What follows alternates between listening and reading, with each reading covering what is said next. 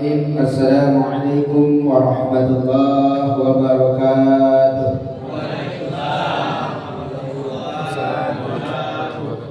Alhamdulillah wassalatu wassalamu ala rasulillah sayyidina wa maulana Muhammad ibn Abdillah wa ala alihi wa ashabihi ila yaumil qiyamah.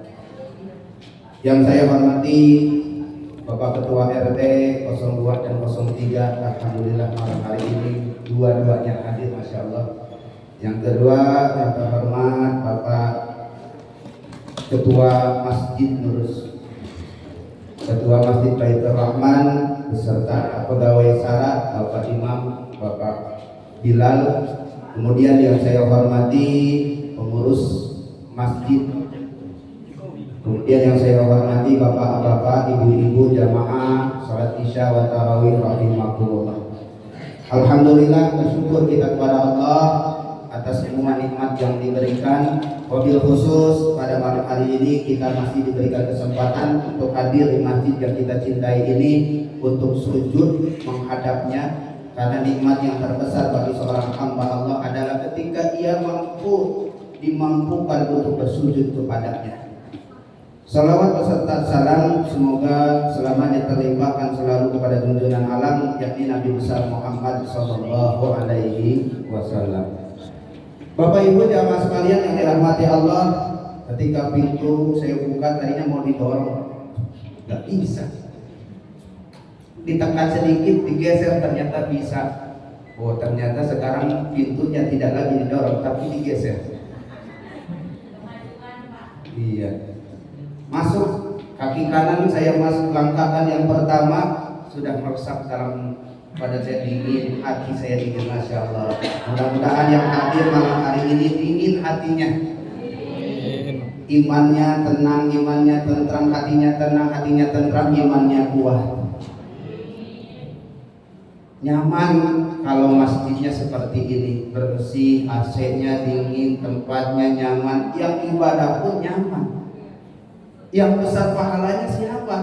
Itu tadi, donaturnya tadi. Makanya nggak rugi orang yang bersedekah di jalan Allah.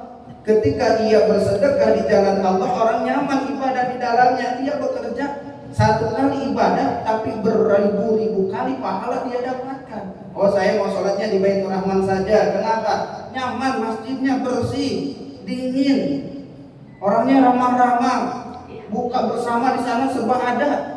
Senang orang datang ke masjid. Pahalanya besar bagi mereka yang mau bersedekah.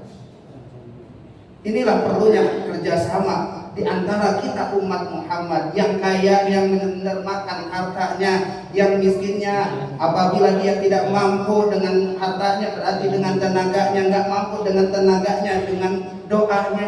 Yang berilmu bersedekah dengan ilmunya, memajukan agama dengan ilmunya, semua berdakwah mengajak umat minaz zulumati ilan nur.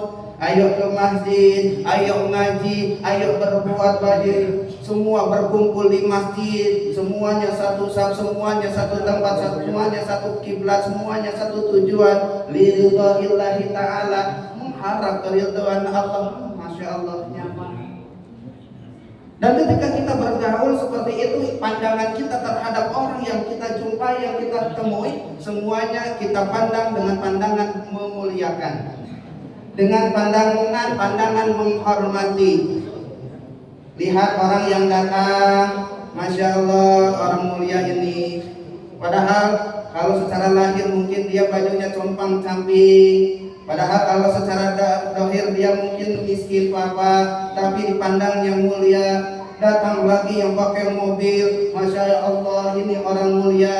Datang lagi pakai sorban, masya Allah, ini orang mulia. Siapapun yang ditemuinya, siapapun yang dijumpainya, dipandangnya dengan pandangan memuliakan, dipandangnya dengan pandangan menghormati. Maka tenanglah hidup orang yang punya pandangan seperti ini. Nggak ada musuh dalam kehidupannya, nggak ada yang dianggap musuh, karena semuanya dianggap mulia, karena semuanya dia hormati. Walaupun preman sekalipun dia hormati. Itulah memang siogianya sikap yang harus kita ambil dalam kehidupan kita. tanpa membeda-bedakan satu sama lain di antara kita, karena kita semua paham inna akramakum indallahi atqakum. Sesungguhnya yang paling mulia di antaramu di sisi Allah adalah yang paling takwa di antara kalian. Rasulullah menjelaskan at-taqwa hauna yusiru ila sadrihi salasa marrat. Takwa itu adanya dalam hati sambil berisyarah ke dalam hatinya Rasulullah 3 kali. Takwa itu di sini, takwa itu di sini, takwa itu di sini. Tunjuk dalam hatinya. Kalau sudah berurusan dengan hati, siapa yang tahu? Nggak ada yang tahu. Walaupun terlihatnya preman, tapi mungkin hatinya Hello Kitty. Walaupun kelihatannya sangar, tapi hatinya lembut. Boleh jadi kelihatannya alim, kelihatannya baik, boleh jadi hatinya sangar, jahat. Tapi kan kita nggak tahu. Apapun casingnya, apapun bentuknya, apapun penampilannya, kita pandang semuanya dengan pandangan memuliakan. Bahaya bukan? Kalau kita berjumpa dengan saudara kita, bertemu dengan siapapun, kita anggap dia hina, kita anggap dia sesuatu yang kita benci. Karena boleh jadi yang kita benci, boleh jadi yang kita anggap hina, ternyata dia lebih mulia daripada kita. Boleh jadi dia adalah waliyun min awliya Allah, wali dari wali-walinya Allah. Kalaulah kita sempat menghardik, mencaci, memaki, menghina salah satu walinya Allah, kekasih-kekasih Allah, maka faqad azantuhu bil harbi. Allah nyatakan perang kepada orang yang seperti itu. Pandanglah orang dengan pandangan memuliakan. Makanya Sayyidina Umar bin Khattab selalu husnuzan. Bertemu orang yang lebih tua dengannya, beliau berkata, Masya Allah, sungguh beruntunglah orang tua ini. Sudah tua masih semangat ibadahnya, sudah tua masih semangat ke masjidnya, sudah tua masih semangat tahajudnya, sudah tua masih semangat bersedekahnya, sudah tua masih semangat baca Al-Qur'annya, pahalanya sudah banyak, masih ngumpul pahala. Ketemu lagi dengan yang lebih muda, husnuzan lagi, Masya Allah. Padahal masih kecil, masih muda-muda, tapi Masya Allah energi, semangat dalam ibadahnya luar biasa, masih muda, pahalanya sudah banyak. Itulah yang siogianya kita tanamkan dalam diri kita, pandangan memuliakan, pandangan menghormati. Karena kita tidak tahu siapa yang paling mulia di antara kita. Utsman bin Affan radhiyallahu anhu mengatakan, ada 4 hal yang Allah simpan dalam 4 hal. Yang pertama, Allah simpan keridhaan Allah dalam setiap amal kebajikan. Kita tidak paham amal kebajikan yang manakah yang kita kerjakan yang bisa mengantarkan kita ke jannahnya Allah. Salat wajib, puasa kita, zakat kita, sedekah kita, atau dengan membuang sampah pada tempatnya, membuang duri dari jalanan.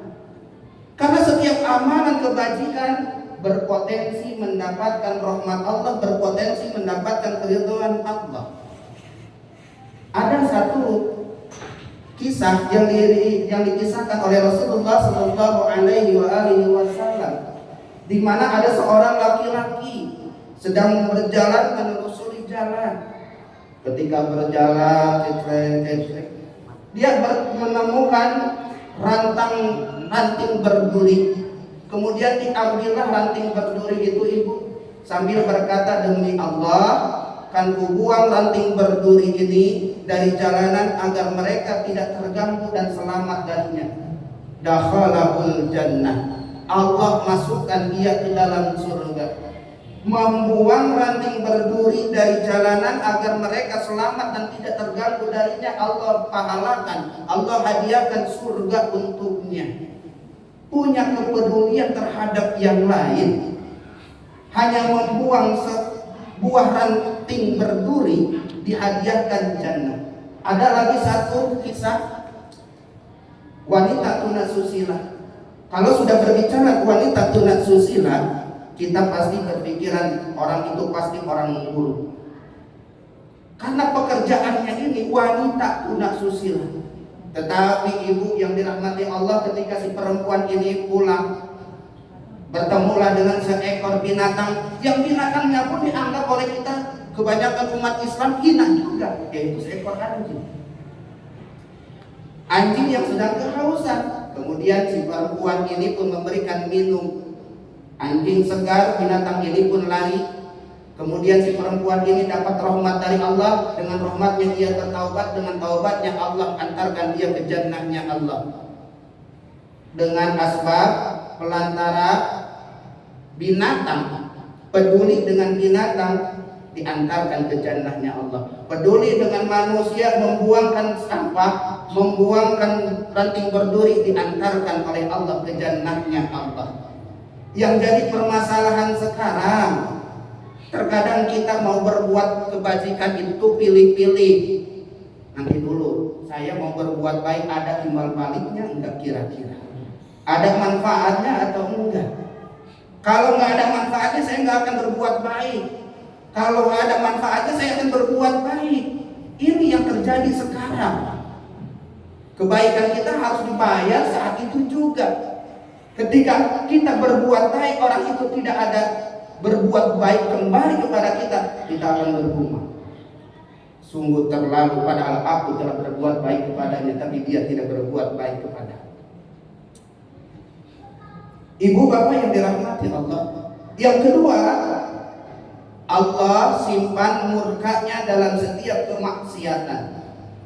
Apapun kemaksiatan yang dilakukan, kecil atau besarkah dosa yang diakibatkan dari maksiat, setiap kemaksiatan yang dilakukan ada potensi mendapatkan murkanya Allah. Kalaulah tadi kita buang ranting berduri dari jalanan, Allah masukkan ke dalam surga. Sekarang dalam kehidupan kita, yang ada bukan buang ranting dari jalanan, tapi yang ada buang sampah di jalanan. Betul? Tuh lihat, kalau kita ke luar sana, banyak sampah berserakan, padahal tempat sampah sudah disediakan. Membuang sampah pada tempatnya dimasukkan ke dalam surga. Kalau kita buang sampah bukan pada tempatnya, bagaimana? Dosa kalau orang sampai terganggu dengannya. Kalau gara-gara itu orang bisa celaka. Kalau gara-gara itu makanan warung-warung yang ada di dekatnya bisa tidak laku, dosa. Apalagi kalau sampai menyebabkan tempat kita jadi kumuh atau banjir. Yang terjadi sekarang, musibah bencana di mana-mana.